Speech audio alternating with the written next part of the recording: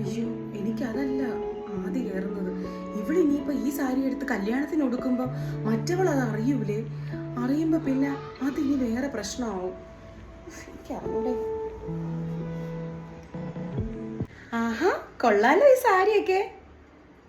ഞാനും കൂടെ അമ്മയടുത്ത് ചോദിച്ചു നോക്കട്ടെ, അമ്മ എനിക്ക് തരുമോ സാരി? ചോദിച്ചു നോക്കാം അല്ലേ? ആ ശരി, എന്തായാലും ഒന്ന് ചോദിച്ചു നോക്കാം. നീ ഇത് വയ്ക്കുക ഇവിടെ. അമ്മേ, ഓ, എന്താ കവിത, എന്താ വേണ്ടേ?